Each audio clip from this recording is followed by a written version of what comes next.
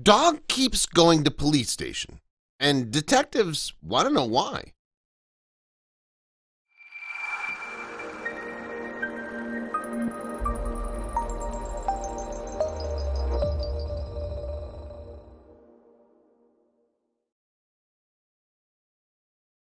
Darkening hours. Cameron noticed that the sun had started sinking in the sky. It was getting late, and he had no idea where it was taking him. He had been following the dog for miles before they stopped in front of a house he didn't recognize. The detective didn't flinch when the dog barked, nor did he flinch when the dog opened afterward. But he had to steady himself for what he saw next. Hot Arizona day. The Arizona sun was harshly beating down in Tucson. Thankfully, the police station had air conditioning. Every officer that got office duty in the summer was grateful. One man that was particularly happy about being at his desk that day was Detective Cameron Davis. He was busy cross-referencing evidence from various crimes, trying to figure out any commonality between them. But he wasn't prepared for an unexpected visitor that day. An ex-canine handler. Cameron had worked in the Tucson Police Department for 10 years. He made his way through the ranks over the years, starting as a rookie cop. He put in his time and managed to work his way to the police sergeant after 5 years. While he worked the streets, he was a specialized canine handler. He grew to love the German shepherds while he cared for them and made sure they were in good shape for the tasks at hand. But he had no idea how valuable that skill would come in after being behind a desk. A detective. After 8 years on the police force, Cameron finally became a detective. He willingly traded in his more action-packed lifestyle as a sergeant for a more methodical role at the precinct.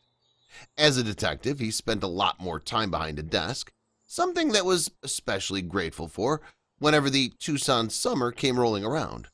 But then he was notified that a strange guest came walking through the doors. A dog. One hot summer's day, a dog randomly strolled into the station and sat on the precinct floor. Cameron would be lying if he said he wasn't surprised, but then he thought of the same reason he was indoors. Was it to get away from the Arizona heat?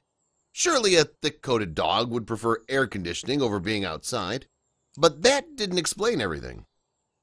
Why was he coming in? The dog seemed to want to tell him something. He would jump up onto the desk with his front paws and stare at them. He'd sometimes bark and curl up into a furry ball on the ground. He was definitely there for a reason. This is where Cameron's experience as a canine handler would come in handy. But he had no idea how unsettling the truth would end up being. Checking outside the station. Cameron bent down and scratched the canine behind the ear. "What is it, boy? Where's your owner?" He looked around the front lobby and peered at the open glass door. He decided to start an investigation for the benefit of the dog. He walked towards the door and poked his head outside. He looked left and right. The only cars in the parking lot were his and the other officers there. There also wasn't anyone nearby, healthy or injured, but he'd soon find a break in the case. Getting back to his work. Cameron still had some work to do, so he went back to his desk.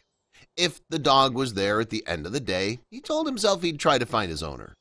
He still had some evidence to look at, but thankfully, all of it took place in the precinct. He studied some more documents and checked the clock every hour. By 6 p.m., he was ready to check if the dog was still there, but he'd be surprised by what he'd see. Gone. Cameron packed up all his work and put it in his leather satchel. He'd always bring his work home with him just in case he thought he might get any breaks in the case while he was lying in bed. He put on his jacket and walked toward the door, expecting to see the dog. But when he got to the door, the dog was nowhere to be seen. Getting to his car. Cameron walked to his car in the evening breeze. The sun was now setting, and thankfully the heat had died down. He got to his car and put his satchel in the trunk before walking over to his driver's side door. But that's when he saw the same dog from before staring up at him. He wagged his tail and walked down the road. And that's when Cameron decided to follow him on foot. Following the dog. The sun had just set over the horizon, as camera followed the dog through dusty alleyways. Where was it taking him? He followed it for what seemed like 3 blocks before it arrived in front of a house. The dog barked and the front door opened, but Detective Cameron could never have prepared himself for the situation that he'd put himself into. A man. Cameron watched as the man walked outside to investigate the barking dog. He noticed him and the dog standing outside of his house and did the unexpected. Cameron had a strange feeling about the situation. He prepared himself for the worst, and his hand hovered over his gun. The man walked closer to him and squinted at the animal. But what he did next caught Cameron off guard. Breaking down. The man stared at the dog silently for what felt like minutes before he finally broke down and cried. The man was sobbing on his knees right in front of a confused Cameron. The man eventually composed himself. He stared at Cameron and said, "Thank you for bringing him to me. It means the world to me." Cameron was still confused as ever, but then the man explained more. His brother's dog. The man invited Cameron in, and they sat in his kitchen. He explained that the dog wasn't actually his, but was his brother's, who had tragically passed away a month ago. He hadn't seen his brother's dog until now. "He must have run away after he passed," the man told him.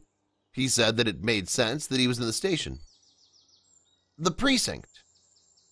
The man explained that it made sense for the dog to have gone to the precinct. He explained that his brother had a long rap sheet while he was alive, and he would often be thrown into the drunk tank. The dog must have thought he was there and gone to the station. Now he was at least reunited with a family member who would look after him at his owner's place. But Cameron had no idea he'd be a magnet for dogs in need of help. A good deed. Officer Cameron felt good about what he had done. In his book, no good deed went unrewarded. As a police officer, he was obliged to help those in need. He went home afterward and had a small celebration by himself. He had a glass of whiskey to himself and made himself a steak dinner. But he had no idea that his work would be cut out for him.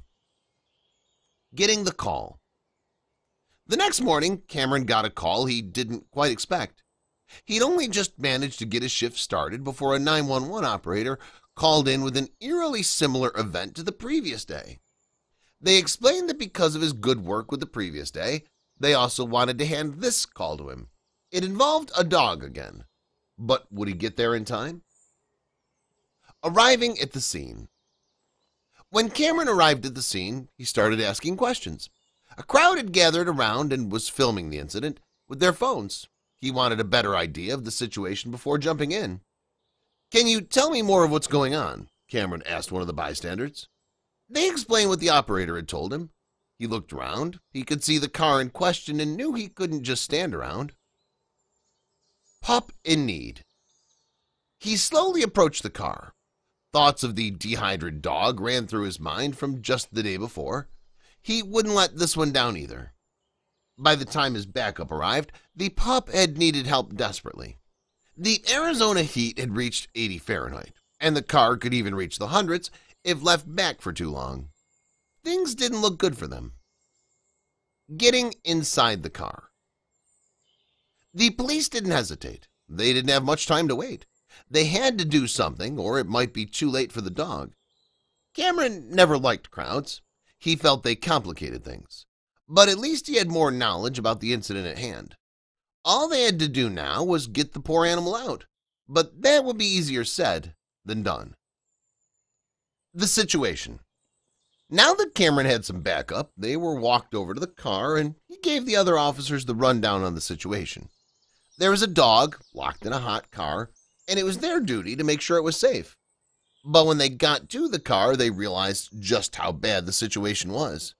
They needed to act fast if they wanted to save the poor animal. Getting the dog out. Cameron and the other officers prepared to get the dog out any way they could, but they had no idea just how critical the situation was. The dog had already been in the car for a while, and the owner of the car was nowhere to be found. They prepared water and got to work getting the animal out of the hot car. They didn't care how they did it. The time for subtlety was over, and Cameron smashed the window himself. But it could be an uphill battle. out of the frying pan. The crowd was watching in silence while Cameron got the poor dog out of the car. Once he had it out, he gave it some water. The crowd started cheering, but what they didn't know was that it was far from over. The dog was in the car for no more than 30 minutes, but even that could be fatal if it was even slightly warmer. Now was the time for Cameron to try his best to save yet another dog. Into the fire. Cameron shook his head to himself and once again thought about how he hated crowds during operations like these. The crowd was celebrating, but a lot of work was still to be done. The dog's health was still critical, and Cameron had to work hard to make sure it would be all right. He would make sure that he would survive. Giving him the best care. Cameron knew that he could only do so much. He decided that the best care the dog could get was from the American Society for the Prevention of Cruelty to Animals, or ASPCA. There they'd take care of it, and from there it would be out of Cameron's hands. No owner would ever come forward to try and get their animal back. In Cameron's opinion, if they left it in a hot car, they didn't deserve to have an animal. The dog received great care and recovered well. There was just one more thing for it. Adoption. The dog was now back to its former health and was a lovable pooch. There was no reason that anyone wouldn't want to adopt him. It was a miracle that Cameron acted fast and arrived on the scene when he did. Now the dog just needed a home. But no one could have anticipated that there was already a prospective owner looking. A new home. One of Cameron's colleagues, an officer on the scene, decided to adopt the pooch.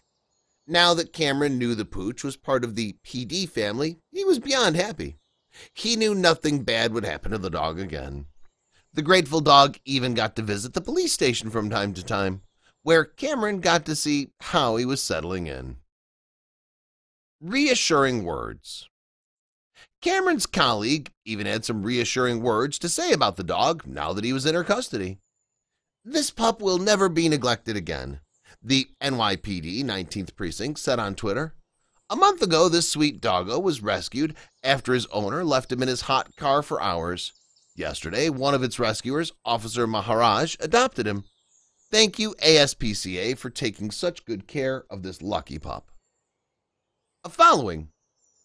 The officer in question soon realized how big her post had gotten. People worldwide quickly fell in love with the rescued pooch, just as she did. Many people said that it was a heartwarming story that they loved. Many also said that it restored their faith in police officers in general. People love animals, and a good way to find a trustworthy person is to see how they treat animals. Posting more.